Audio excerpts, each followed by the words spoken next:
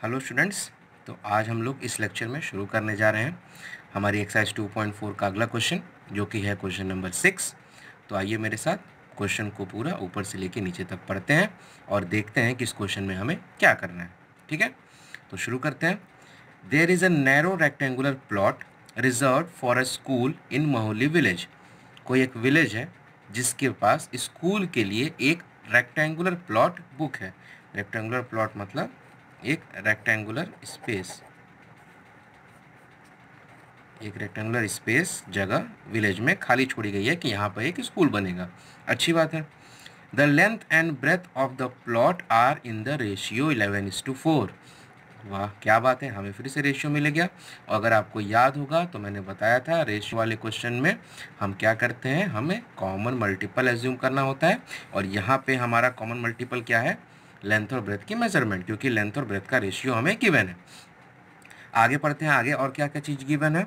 आगे ये बताया है कि at the rate of 100 per metre it will cost the village panchayat ₹75,000 to fence the plot.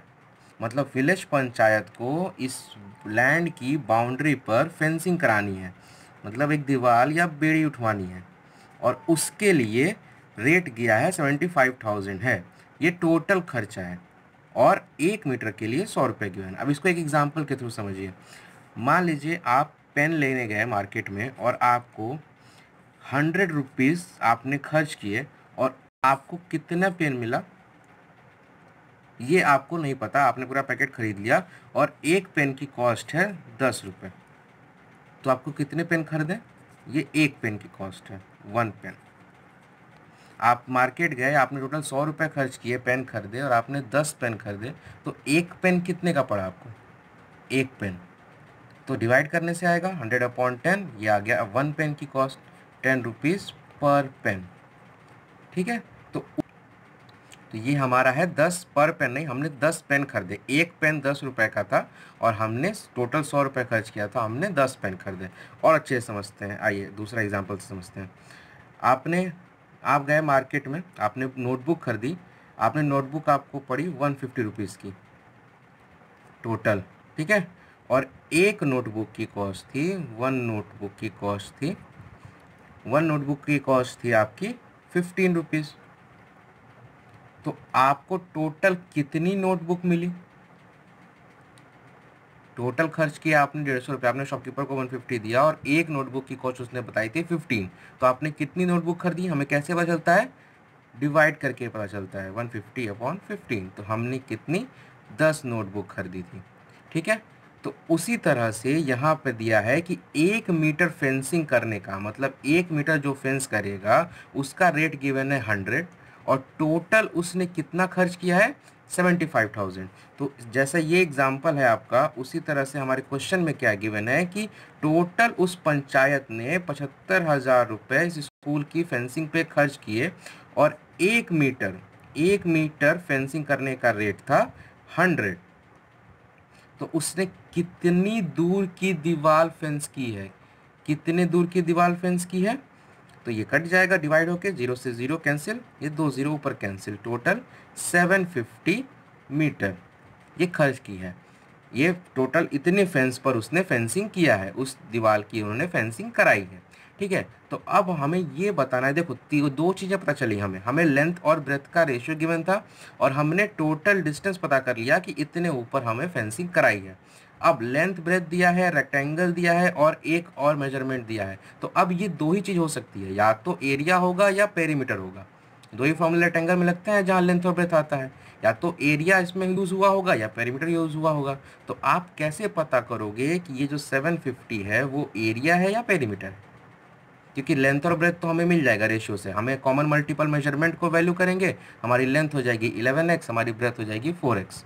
लेकिन ये जो हमने फाइंड किया है टोटल डिस्टेंस, ये क्यों फाइंड किया है? क्योंकि लेंथ और ब्रेथ के हिसाब से हमें पता लगाना है कि हमें वही दोनों की वैल्यू नहीं पता है। उसने पूछा है what are the dimension of the plot, उसने हमसे लेंथ पूछा है और ब्रेथ पूछा है, तो लेंथ और ब्रेथ को किसी से तो इक्वेट करेंगे ना।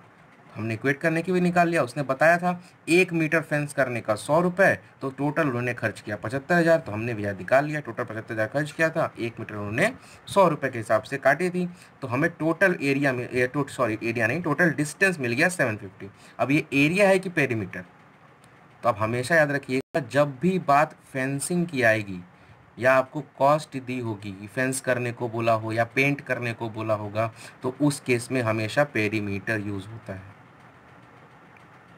क्योंकि फेंस वो बाहर की दीवारों पे करेगा, एरिया अंदर का पोर्शन होता है, ये एरिया होता है, अंदर का पोर्शन एरिया होता है। उस एरिया में उसने कितना जो है क्लासेस बनाई वो एरिया हो जाएगा, लेकिन जो बाहरी दीवार सतह की बात होती है वो होता है पेरीमीटर। और फेंसिंग उन्होंने बताया है कि वो फेंसिंग करने जा रहे हैं और फेंसिंग बाहर ही होती है। ठीक है, तो आप ऐसे पता करें, कभी भी अगर क्वेश्चन में आपको फेंसिंग वर्ड दिख जाए या पेंट वर्ड दिख जाए, रेट गिवन हो, तो उस क्वेश्चन में हमेशा पेरीमीटर ही यूज होता है। ठीक है, तो आप आगे आइए, अब हम लोग प्रॉपर अपने सॉल्यूशन पे आते हैं। लेकिन सॉल्यूशन पे आने से पहले मैं एक बार फिर से आपको पूरा एक्सप्लेन करता हूँ कि ये मैंने आपको क्या बताया, ताकि आपका कॉन्सेप्ट और क्लियर हो जाए। हमने क्वेश्चन में बोला था कि एक नैरो रेक्टेंगुलर प्लॉट है, किस चीज़ के लिए बुक है, रिजर्व किया गया है स्कूल के लिए, जहाँ पे एक स्कूल बनेगा, कहाँ पे, एक विलेज में, मोहल्ली गांव में। और वहाँ पे उसकी लेंथ और ब्रेथ, जो इस प्लॉट की लेंथ और ब्रेथ है, उसका रेशियो गिवन है 11 और 4। तो मैंने बताया था रेशियो के क्वेश्चन में जब भी रेशियो आपको गिवन हो तो आपको कॉमन मल्टीपल को एज्यूम करना होता है, और वो कॉमन मल्टीपल जब इनके साथ मल्टीप्लाई होगा तो हमें ओरिजिनल वैल्यू मिल जाएगी। तो क्योंकि जिस सीक्वेंस में दिया होता है वही इनका रेशियो होता है, तो लेंथ पहले है इसलिए 11 हो गया लेंथ के लिए, तो लेंथ आ गई हमें मिल गई 11x। और ब्रेथ के लिए कितना दिया है 4, क्योंकि ब्रेथ बाद में है, तो 4 हो गया हमारा ब्रेथ के लिए, तो ब्रेथ के लिए हमें मिल गया 4x। ये हो गई हमारी दो मेजरमेंट, हमें यही फाइंड करना है। आगे क्या दिया है आपको, at the rate of 100 per metre, 1 metre की कॉस्ट आपको गिवन है 100, तो उसने बताया है कि टोटल कॉस्ट जो पंचायत को लगी इसकी फेंसिंग कराने के लिए वो कितनी लगी, 75,000। तो मैंने आपको एग्जांपल दिया था, आपने नोटबुक खरीदी, टोटल कॉस्ट आपने 150 खर्च किया, एक नोटबुक की कॉस्ट थी 15, तो टोटल आपने कितनी नोटबुक खरीदी, तो हम डिवाइड करके पता लगाते हैं। उसी तरह से टोटल पंचायत ने खर्च किया 75,000, 1 मीटर का रेट था 100, तो उन्होंने टोटल कितना फेंस किया, 750 मीटर। और हमेशा याद रखना है जब भी फेंसिंग की बात आएगी, बाहरी सतह के बारे में कुछ भी बोलेगा, तो उस क्वेश्चन में पेरीमीटर लगता है, ना कि एरिया। तो मैंने आपको क्वेश्चन समझा दिया, अब आइए सॉल्यूशन पे, हम सॉल्यूशन के साथ शुरू करते हैं। हम क्या लिखेंगे, हम लिखेंगे, क्योंकि रेशियो गिवन है तो हम लिखेंगे let the common multiple be x, और इसकी मदद से हमें क्या मिल जाएगा, हमारा लेंथ जो कि है 11x और ब्रेथ जो कि है 4x। ये हमें लेंथ मिल गया, हमें ब्रेथ मिल गया। अब हम चलेंगे अकॉर्डिंग टू क्वेश्चन, हम क्या फाइंड करेंगे, हमें फाइंड करना है ये तो मैंने एग्जांपल के तौर में समझाया था ना, अब इसको सॉल्यूशन में लिखना पड़ेगा हमें। आपको पता है ये कैसे है, लेकिन इसको लिखना तो पड़ेगा। तो हम लिखेंगे according to question, perimeter fenced, कितना पेरीमीटर उन्होंने फेंस किया, तो टोटल कॉस्ट जो उनकी लगी 75,000 अपॉन पर मीटर ₹100, तो इन्होंने 750 मीटर का पेरीमीटर फेंस किया है। अब हम क्या लिखेंगे, पेरीमीटर ऑफ रेक्टेंगुलर का फॉर्मूला, पेरीमीटर ऑफ रेक्टेंगल का फॉर्मूला क्या होता है, पेरीमीटर ऑफ रेक्टेंगल का formula 2 into length plus breadth, ये होता है रेक्टेंगल के पेरीमीटर का formula, 2 into length plus breadth. अब हमें देखो, अब हमें पेरीमीटर ऑफ रेक्टेंगल का वैल्यू पता है क्या, बिल्कुल पता है, हमने अभी निकाला, पेरीमीटर की वैल्यू निकाली ना आपने 750, तो हमें पेरीमीटर की वैल्यू पता है, तो इसकी जगह पे हम लिख देंगे 750 इज इक्वल टू का इक्वल टू 2 तो नंबर है इसलिए 2 के लिए नंबर लिखेंगे, इनटू लेंथ के लिए हमने क्या वैल्यू फाइंड की है, लेंथ की 11x, तो ये हो जाएगा 11x, प्लस ब्रेथ के लिए क्या हमने निकाला है वैल्यू ब्रेथ की 4x, तो ये हो जाएगा 4x, हो गया। अब हम इसको क्या अब पहले क्या सॉल्व करेंगे, ब्रैकेट, क्योंकि बॉडमास रूल। अब देखो ब्रैकेट के अंदर अंदर ऐड हो सकता है क्या, क्या ये दोनों ऐड हो सकते हैं? हमें पहले ब्रैकेट सॉल्व करना होगा बॉड मास के हिसाब से, तो ब्रैकेट के अंदर वैल्यू फाइंड करेंगे। तो ये दोनों बिल्कुल ऐड हो सकते हैं, क्यों कि यहाँ भी x है यहाँ भी x है, दोनों वेरिएबल टर्म है, और एक वेरिएबल दूसरे वेरिएबल के साथ ऐड सब्ट्रैक्ट होता है। तो हम क्या लिखेंगे, 750 is equal to 2 into number normal जैसे ऐड करते हैं वैसे ऐड कर लेंगे, 11 + 4 15, और वेरिएबल ऐसे ही लिख देंगे। अब मल्टीप्लाई है तो मल्टीप्लाई करेंगे, तो ये हो जाएगा 750 इज इक्वल टू 15 2 ज़ा 30x। अब आप चाहो, देखो मैंने बताया था वेरिएबल वेरिएबल एक साइड लिखना है और नंबर नंबर एक साइड लिखना है। तो अभी तक के सारे क्वेश्चन में हम x को इस साइड लिख रहे थे, फर्क नहीं पड़ता। इस क्वेश्चन में हमारा x इधर है, लेकिन एक साइड तो है, तो अब हमें केवल नंबर को एक साइड लाना है। तो x के साथ नंबर कौन सा है, 30। ये 30 नंबर यहाँ पे x के साथ मल्टीप्लाई में है, इधर आके क्या हो जाएगा, डिवाइड। तो जो पहले से है वो पहले, इसको तो कुछ नहीं करना, इसलिए इसको हम वैसे ही लिखेंगे। ये 30 इधर आके क्या होने वाला है, डिवाइड, तो इसको हम डिवाइड लिख देंगे। अब 30 इधर आ गया तो इधर क्या बचा, सिर्फ x, और हमें इसी की वैल्यू फाइंड करनी है। तो कट कर लेते हैं, ये 0 से ये 0 कैंसिल हो गया। 75 से को 3 से डिवाइड करते हैं, तो 3 1 ज़ा 3, 3 के टेबल में देखो 6 7 कब तक आता है, 3 1 ज़ा 3, 3 2 ज़ा 6, 3 3 ज़ा 9, 9 बड़ा हो गया, तो 3 2 ज़ा 6 जाएगा, 1 कैरी 15, 3 5 ज़ा 15। तो हमें x की वैल्यू मिल गई 25 मीटर। तो क्या हमें यही फाइंड करना है, बिल्कुल नहीं, x तो हमारा सिर्फ कॉमन मल्टीपल है। हमें क्या बताना है, what are the dimensions of the plot. Dimension मतलब लेंथ और ब्रेथ, तो हम लेंथ और ब्रेथ चलो बताते हैं। तो लेंथ के लिए हमने क्या फाइंड किया था, 11x। तो हम क्या लिखेंगे, 11 इंटू एक्स की वैल्यू 25, मल्टीप्लाई कर लो, 11 5 ज़ा 55 को 5 कैरी हुआ 2, 11 2 ज़ा 22 और 2 5 कैरी हुआ। तो ये यहाँ पे क्या होगा, लेंथ की वैल्यू है 11 इंटू 25, तो मल्टीप्लाई कर लेते हैं, 11 5 ज़ा 55 को 5, यहाँ पे कैरी होगा 5, 11 2 ज़ा 22, और 22 में जब 5 ऐड करेंगे तो हमें मिलेगा 27। तो ये आ गई हमारी लेंथ। और इसी तरह से हम ब्रेथ भी फाइंड कर लेंगे। ब्रेथ कितना हो जाएगा हमारा, ब्रेथ के लिए हमने फाइंड किया है 4x, तो हम क्या करेंगे, 4x 4 इंटू एक्स की वैल्यू है हमारी है 25, 25 4 ज़ा 100 मीटर। तो ये आ गई हमारी लेंथ और ब्रेथ। हो गया सॉल्व। अब हम लोग बढ़ते हैं हमारे अगले क्वेश्चन की तरफ, जो कि हमारा क्वेश्चन नंबर 8। तो आइए हमारे साथ पूरा इसको क्वेश्चन को ऊपर से लेकर नीचे तक पढ़ते हैं और देखते हैं कि इस क्वेश्चन में हमें क्या करना है। तो इसमें लिखा है, half of a herd of dear. Heard of dear का मतलब होता है, हर्ड मतलब होता है झुंड। जैसे एक डियर मतलब हिरणों का एक झुंड चल रहा है, ठीक है, डियर्स का एक झुंड में कुछ हिरन हैं जो साथ में हैं। They are grazing in the field. अब हिरन है तो वो फूल पत्ते ही खाते हैं, तो वो एक जो है फील्ड में घुस के घास और ये सब खा रहे हैं, अच्छी बात है। And 3/4 of the remaining are playing nearby. 3/4 of the remaining, ये इंपॉर्टेंट वर्ड है, इस पे फोकस करेंगे, अभी आएंगे वापस इस पे। आगे पढ़ लेते हैं क्या लिखा है। बाकी की 3/4 जो है वो इधर उधर खेल रहे हैं। And the rest 9 are drinking water from the pond. बाकी की 9 जो डियर हैं वो पॉन्ड से पानी पी रहे हैं। तो हमें क्या बताना है, हमें बताना है find the number of deer in the heard. हमें ये बताना है कि उस हर्ड में, उस झुंड में कितने डियर थे, ठीक है। तो सिंपल सी बात है, एक ही चीज़ हमें एज्यूम करनी है कि उस हर्ड में कितने डियर थे। तो यहाँ तो कोई टेंशन नहीं है कि हमें क्या एज्यूम करना है, हमें एज्यूम करना है कि कितने डियर उस हर्ड में थे। ये तो इजी पार्ट है। इसके बाद क्या शुरू होगा, इसके बाद शुरू होगी आपका असली काम, जो क्या है, क्वेश्चन के हिसाब से पढ़ना। तो इसके बाद बोला है कि हाफ ऑफ द हर्ड, जो भी टोटल नंबर है ना, उसमें से जो आधे डियर हैं, हाफ, वो क्या कर रहे हैं, वो ग्रेजिंग कर रहे हैं फील्ड में, वो फील्ड में घास खा रहे हैं। और जो उसके बाद जो बचे हुए डियर हैं, उसमें से जो बचे 3/4 हैं वो इधर उधर खेल रहे हैं। आप ऐसे समझिए, आपके पास एग्जांपल दे रहा हूँ मैं, आपके पास 100 रुपये थे, ठीक है, उसमें से आधे आधे आपने खर्च कर दिए किस पे, स्वीट्स पे, आपने मिठाई खा ली, आपको मिठाई खाने का बहुत मन था, आपने मिठाई खा ली, तो आधे किसके आपने खर्च किए, इस टोटल मनी के। तो आपने स्वीट्स पे कितना खर्च कर दिया, 50 रुपीज़। अब आपके पास कितने बचे, 50 तो खर्च हो गया ना, तो बचे कितने, इसमें से इसको माइनस करेंगे तो 100 में से 50 गया 50। अब इसमें से आपने 1/3 बुक्स पे खर्च कर दिए, तो जो भी आएगा इसमें, मान लीजिए ये आएगा आपका 16 पॉइंट समथिंग जो भी है।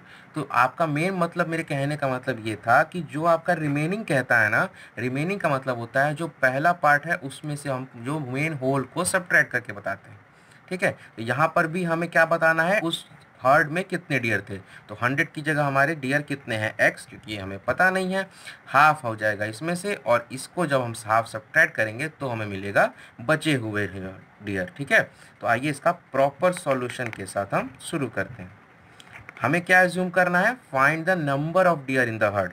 तो हम क्या लिखेंगे, let the total number of deer in herd be x. टोटल उस हर्ड में एक्स डियर थी।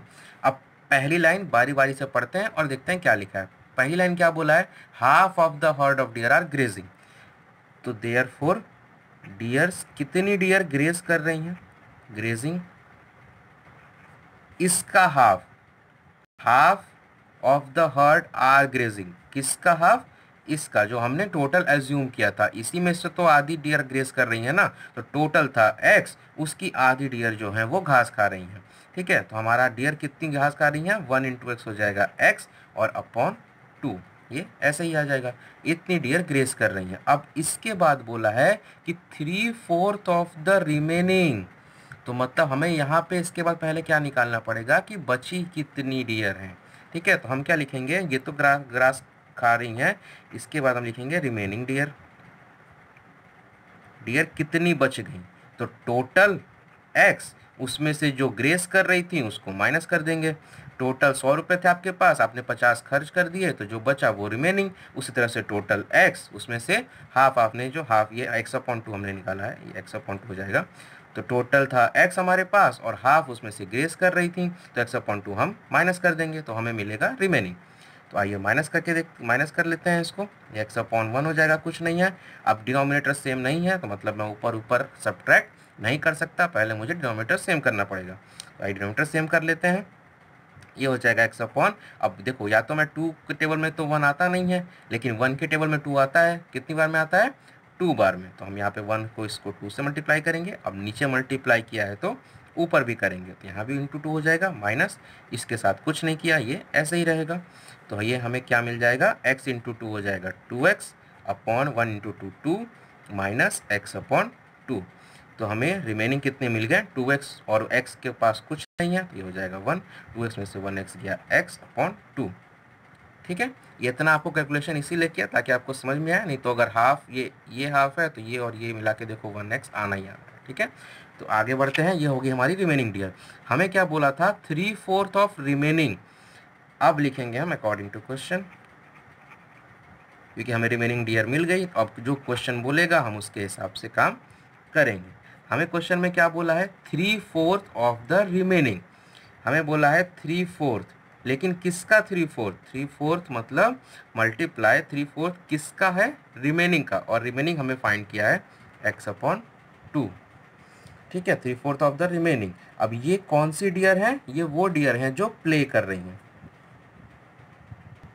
तो यह क्या आ जाएगा हमारा, 3 × x हो जाएगा 3x, और अपॉन 4 × 2 हो जाएगा 8। अब ये इतनी डियर क्या कर रही हैं, 3/4 ऑफ द डियर क्या कर रही हैं, they are playing nearby. तो ये हो जाएंगी डियर्स प्लेइंग। तो हमें 3 डियर मिल गई, एक पहली जो ग्रेस कर रही हैं, दूसरी जो प्ले कर रही हैं, और तीसरी जो नंबर दिया है हमें, यहाँ तो फाइंड ही नहीं करना है, लिखा है the rest 9 are drinking water. तो डियर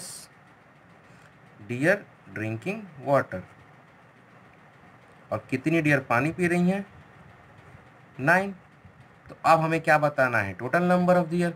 टोटल का मतलब होता है सबको ऐड कर देना। देखो 3 डियर हैं, कुछ डियर पानी पी रही हैं 9, कुछ डियर प्ले कर रही हैं 3x/8 और कुछ डियर घास खा रही हैं वो है x/2। और इन सब को अगर मैं ऐड करूंगा तो मुझे टोटल डियर मिलेंगी जो हमने अज्यूम किया है x।